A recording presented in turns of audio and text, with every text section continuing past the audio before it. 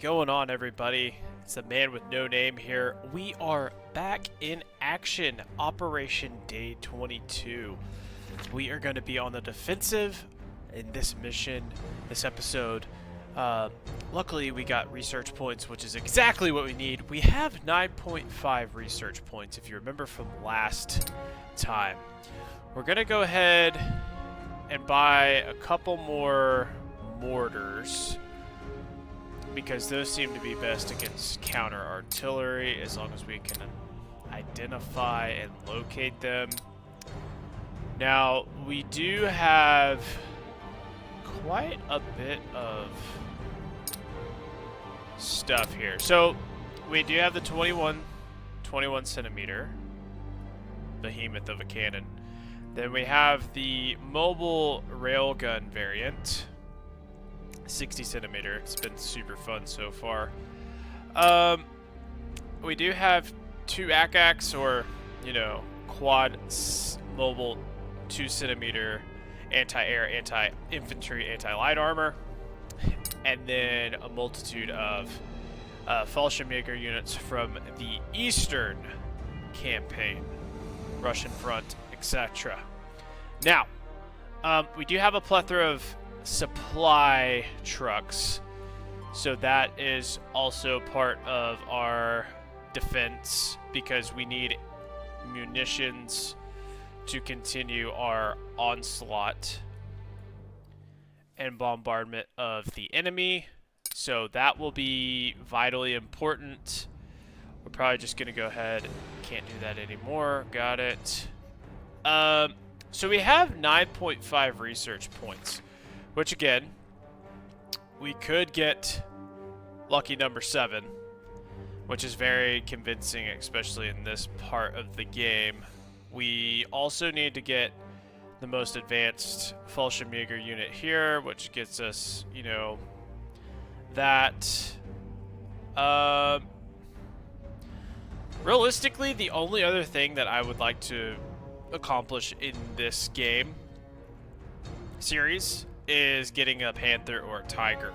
Whichever, I'm kind of indifferent. Both of them had their benefits. The Tiger was heavier, slower, had a powerhouse of a cannon. The Panther was lighter, faster, and did have a lot of pin with a 7.5 inch or a centimeter cannon as well, longer than the Panther 4 or Panzer 4, so made up for it quite a bit. Kind of like the Sherman Firefly. I think I'm just gonna go ahead for kind of not knowing what's gonna happen. I think worst comes to worst, we knock out. We have 2 research points. We're about to get research points for hopefully this victory. We have a better defense now, so hopefully it won't take away from our assets too much, causing us to have to replenish them. Now, granted, we aren't in a state of emergency yet. The Allies haven't pushed us far enough into the fatherland yet to have to worry about our resources being depleted, but, you know, that is always a fear or a worry if we can't hold back the Ruskies.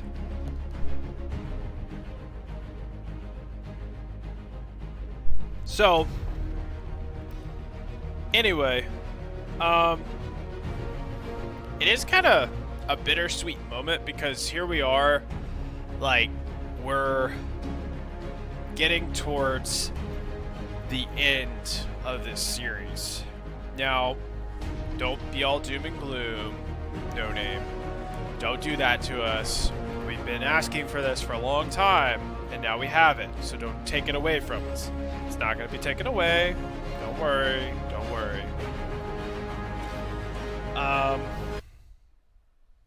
I'm trying to see. I'm trying to remember what map this is. I think I know this little hill at the very bottom. Yeah. We're 100% going to use this, though. Which one has... There we go. Yeah.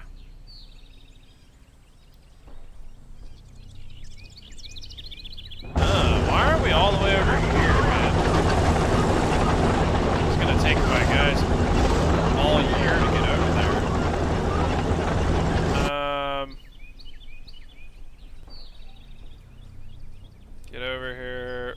Flamethrower. I think he survived that last mission too, so...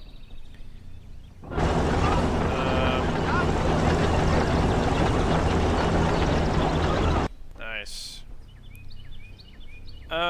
We do have a nice little hill. This would be a good spot to defend too.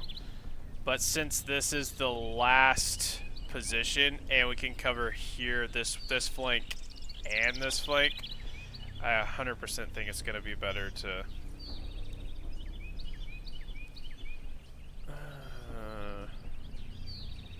what do I do now? Tanks or... open... Probably just go ahead and get my tanks first. So then that way we can get them up here and be part of the defensive.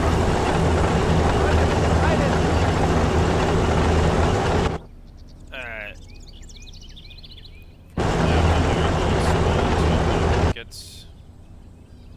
I don't know which one's going to be which on the map.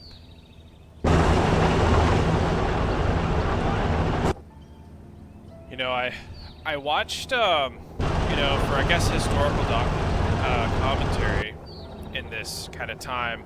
I watched Valkyrie with Tom Cruise, 2006, I believe, so it was.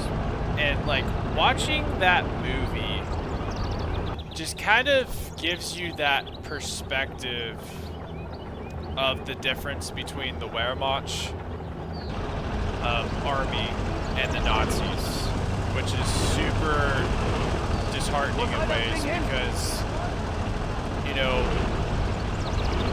you have the German army,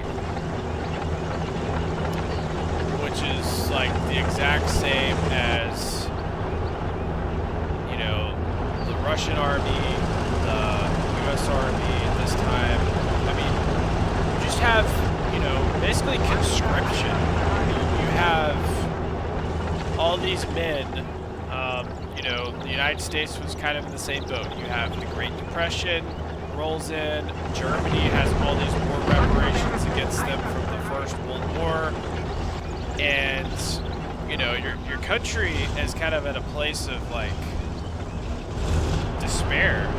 And so, you know, not justifying Germany at all, but, you know, I guess if we're going to get kind of analytical here, you know, Jordan Peterson makes a really good statement. You know, the Germans get a bad rap because, you know, well, the Nazis. And yes, that was horrible, you know, but the leader themselves of the Nazis was not a German. It was an Austrian, for one. That's just, you know, that's just being technical. But, you know, without being technical, everybody wants to put the blame on the Germans because that's the easiest thing. You want to blame somebody for the wrong that transpired in the Holocaust while the evil that goes along, and rightfully so. But at the same time, though, it's intriguing because, you know, that movie Valkyrie really kind of put in a theme that it was like, hey, we're doing this, one, because it's right, but then two, in the aftermath of this war, we want everybody to know that not all of Germany was evil. Not all Germany was, you know, wicked.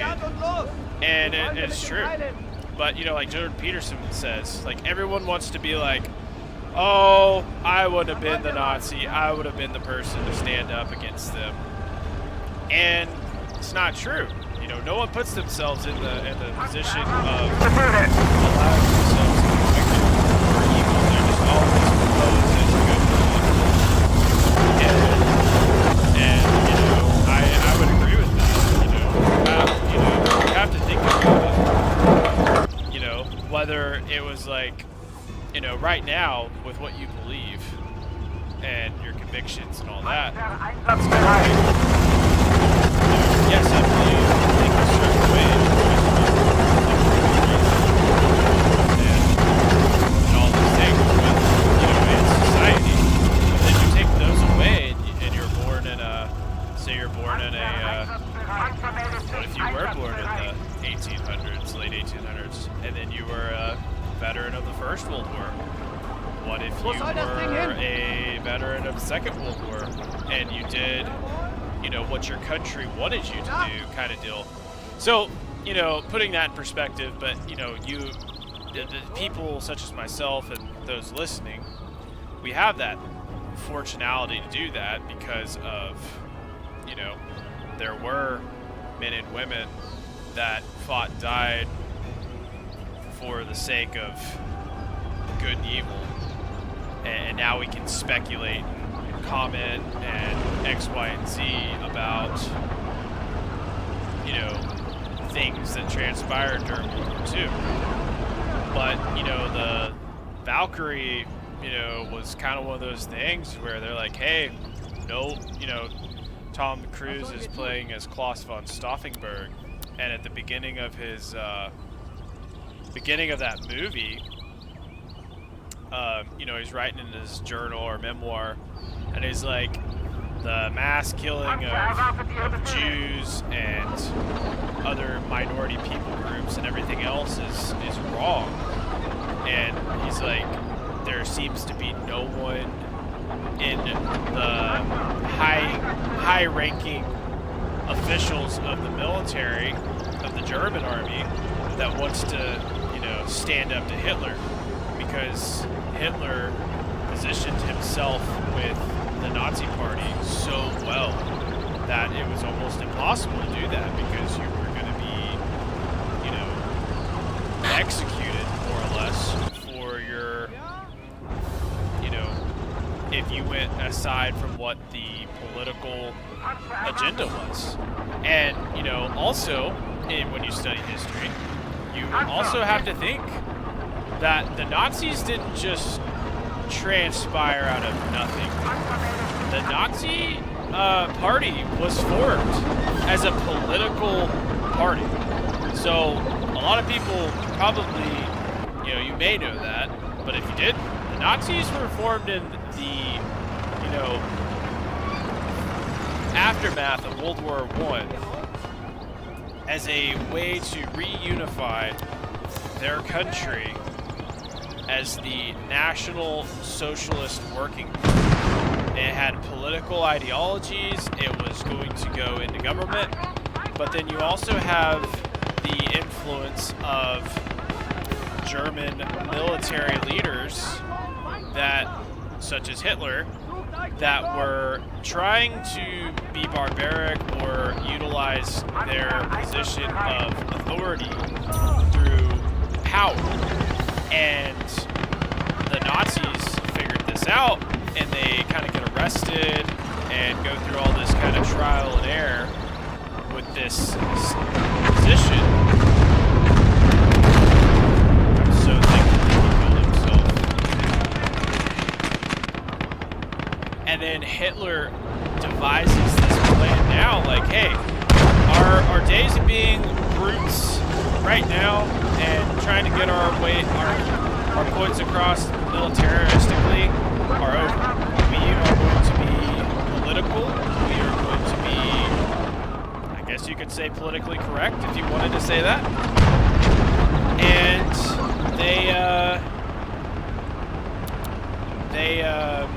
you know, that's how they did it, and they took over the country slowly,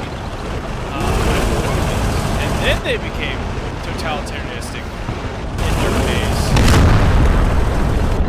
They strengthened up their military. They did all these things, as you see now in the war, in this game, but it didn't just start, you know, out of like, oh, one day this year.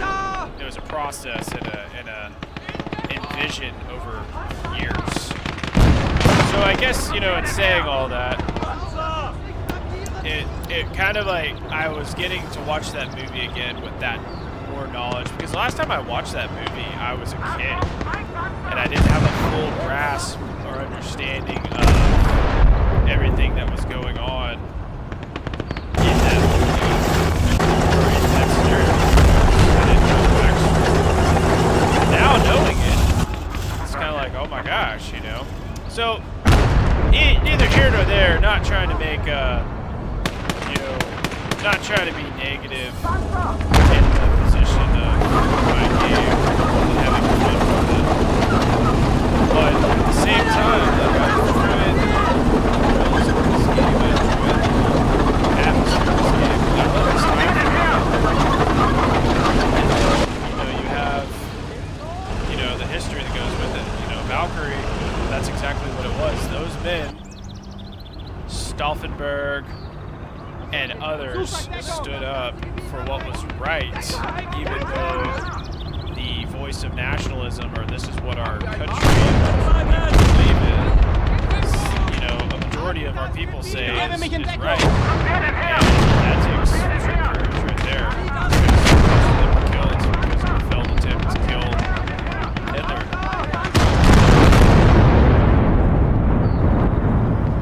But, not to get super, down in the dumps, like, hey, we were able to, the United States was able to work on entering into the scene, the British Empire, same thing, Great Britain, and they were able to,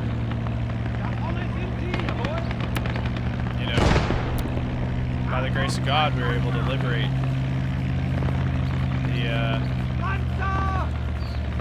those who were being oppressed.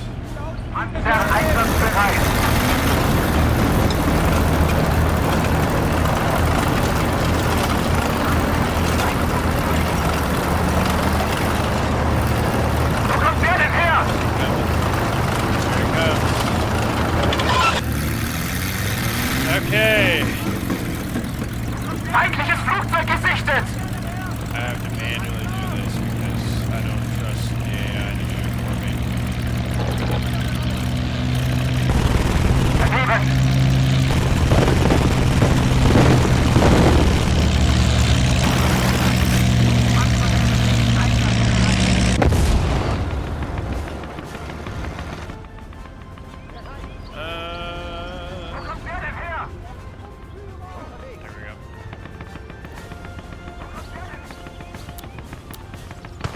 Yeah, but Valkyrie, not a action-packed movie, as you would think. There was more dialogue and the history that goes into it, but 100% movie worth watching. Another movie worth watching is called The Rise of Evil. It is a kind of a live-action documentary, if you will, and it covers kind of the brief early life of Adolf Hitler, and then goes into, as I was, bringing up about the political side of the Nazi Party and how that transpired. Now, I was saying that, not seeing it as like, oh, it's a good movie, watch it, it's a great movie. I thought it was good for history.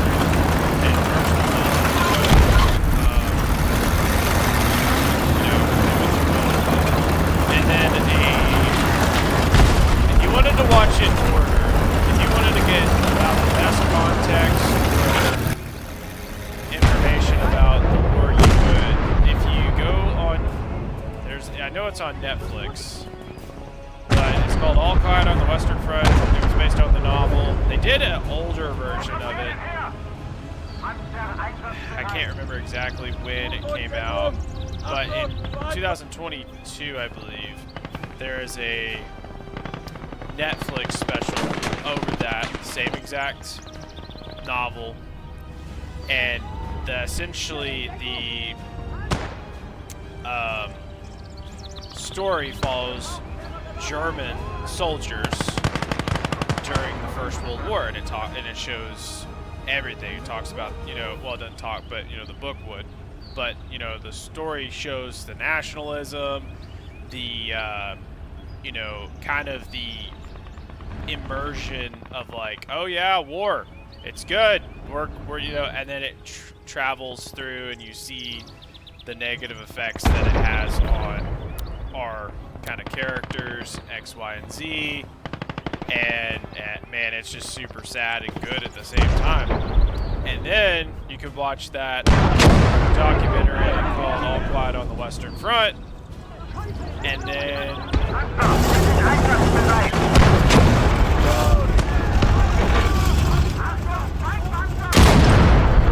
just ricochet. All Quiet on the Western Front. You get a good idea of that. Then you can watch the documentary of Hitler, and then you can finish it out with, like, say, Valkyrie or something to that magnitude. Wie lauten die Befehle? It looks like we Rücken wir aus? Charlie, hier! Wann geht's endlich los? Feindlicher Panzer! Panzer! Sniper and my MG assist. Okay. Rücken wir aus? So yeah, if you wanted something to go watch that was, I'm gonna say, worth your time, both in the realm of, you know, knowledge and of just having something worth watching on TV, because there's really not anymore, in my opinion. But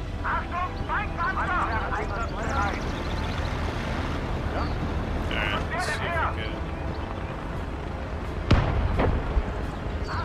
I guess I'll just put him over here.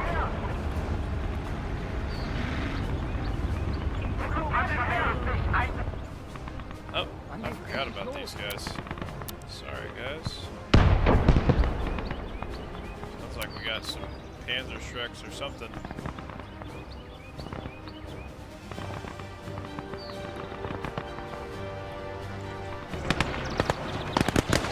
I hate that stinking mortar.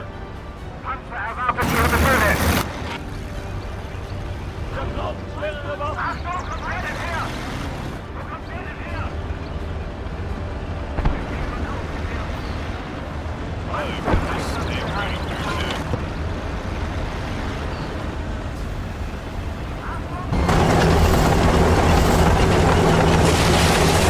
Here comes another wave.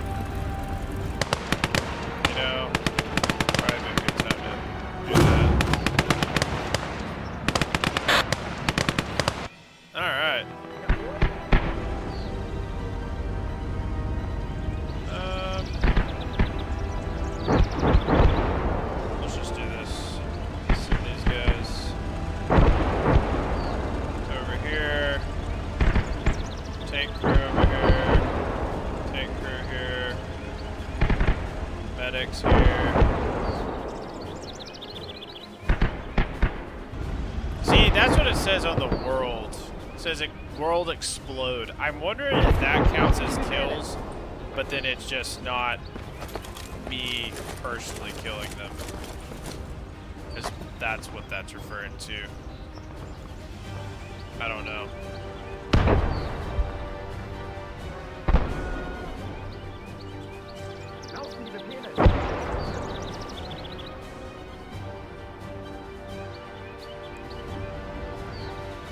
Hopefully they'll come up this way and not try to flank. Because if they do flank, we're in big trouble.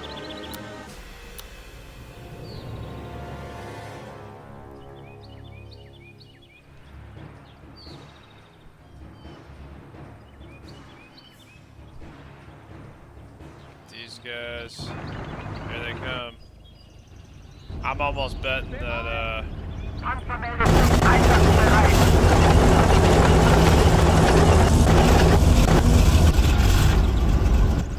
almost bet they got artillery over there somewhere.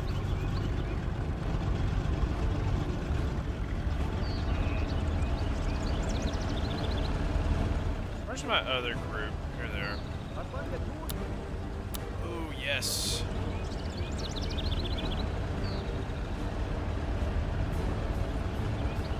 Perfect.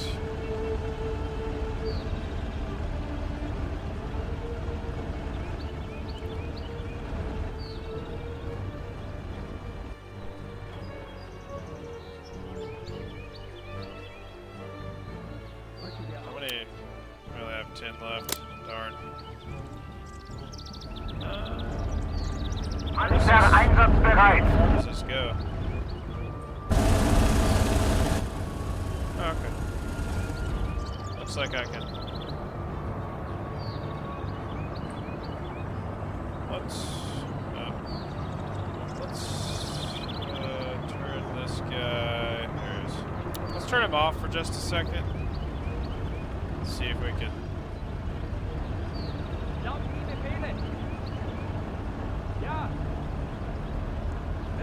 Wait.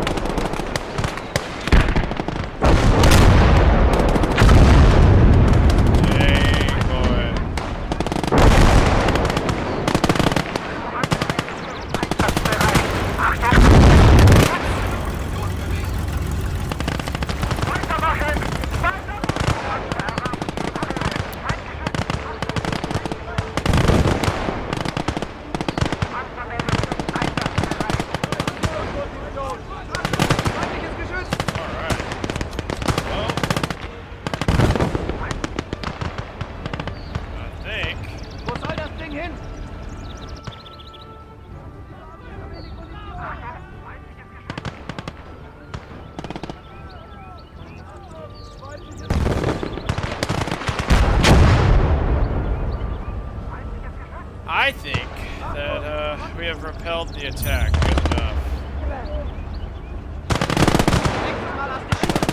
See if that guy does.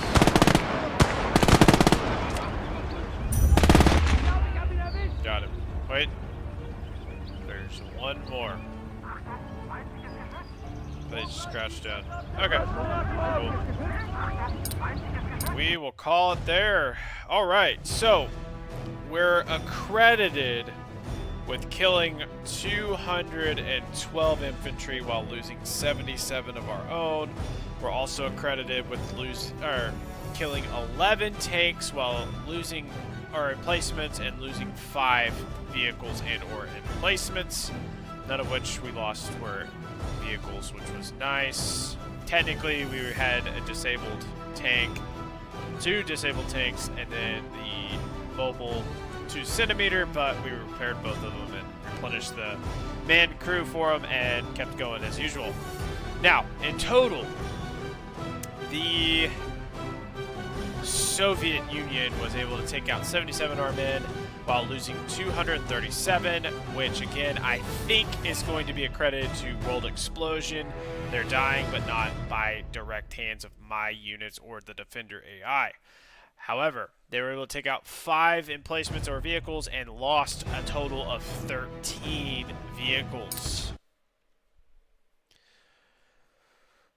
With saying all that, I hope that we got a pretty good lump sum of our research points back, or hopefully, you know, in the next couple of attacks there will be the ability to replenish them.